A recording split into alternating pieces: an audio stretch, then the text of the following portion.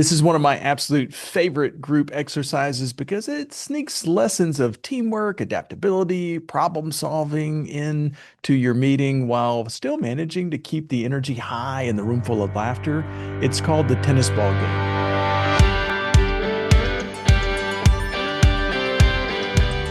One of the absolute best things about this activity is that all you really need is a group of people and one tennis ball, maybe two, but we'll kind of get to that later. To start with, you're going to want to form everybody into teams. Ideally, you want to have about six, seven, eight people on each one of the teams and have them form a circle with enough space to kind of toss a tennis ball around to each other.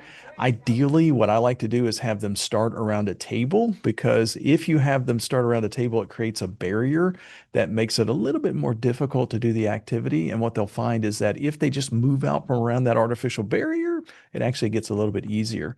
But basically, to start the exercise, just give one of the people in the group a ball and then just kind of explain the rules. So the rules of the game are that each team has to complete the most circuits in a given amount of time. Now, here's how a circuit works. Every person in the group must touch the tennis ball once for a circuit to count. Once you create the circuit pattern, you have to use that same pattern for every one of the circuits that the team does. Only one person can be in contact with the ball at any given time. That means that they can't hand the ball from one person to the next. They'll either have to toss it or come up with some other creative outlet for that situation. And you can't pass the ball immediately to the person to your left or to your right.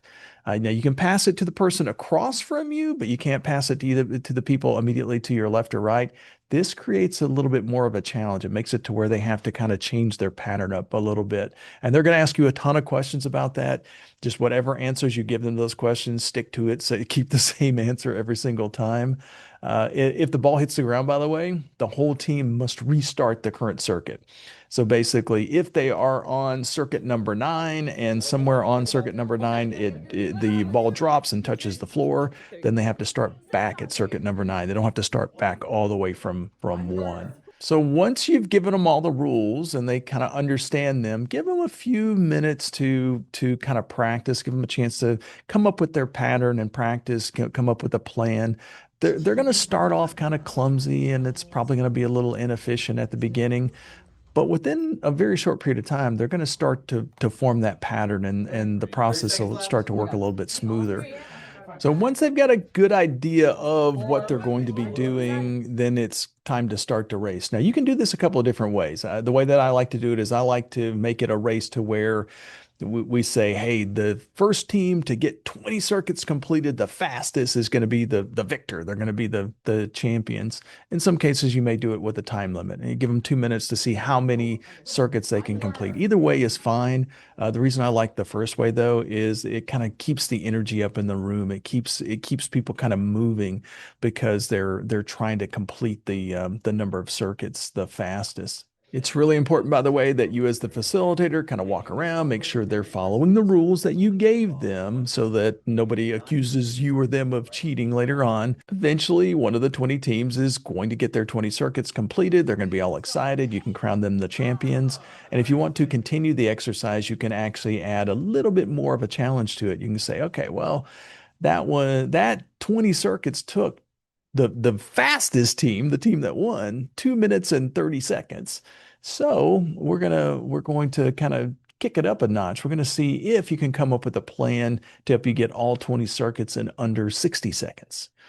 And then give them a chance to kind of think about it. Give them 2 minutes or so to think about how they can change what they did before. The cool thing about adding an alternative like this to the end of the activity is that whatever they did before is not going to help them complete the task this time because there's no way they're going to be able to speed up that process doing the same thing that they did before and just do it a little faster. Let's do the same thing we did, but do it a little bit faster. It's not going to work. So they'll have to come up with something totally different this second time. And there's a good chance just by thinking outside the box, doing things a little differently, going back and analyzing those rules that you gave them and coming up with alternatives to what they did before, somebody's going to figure out how to do it much, much, much faster than all of them figured out how to do the previous time. The cool thing about this activity is that it can lead to a tremendous number of takeaways and debriefs. You're only limited by your creativity on here because basically you can reinforce just doing the simple activity that I just gave you. You can show them how during that whole process in the beginning, when all we did was just give them the rules and say, hey, figure out a way to do this. Every time they practiced, they were experiencing continuous improvement. They were getting better each time without a whole lot of coaching, without the facilitator actually saying anything. They were actually improving their process. And then once we kind of threw that next monkey wrench into the works, where we said, hey, now you have to do it in less than half the time that the fastest team got it in before. Now all of a sudden they have to think totally differently. They can't keep doing what they were doing before. And so this can lead to a lot of really, really neat debriefs and teaching lessons that you can kind of lead your team to. So basically this activity really kind of has it all when you're talking about team building. It's got a little bit of competition, it's got some creative problem solving, it's also got some great communication skills and really thinking outside the box. So you can do a lot with this really cool team activity.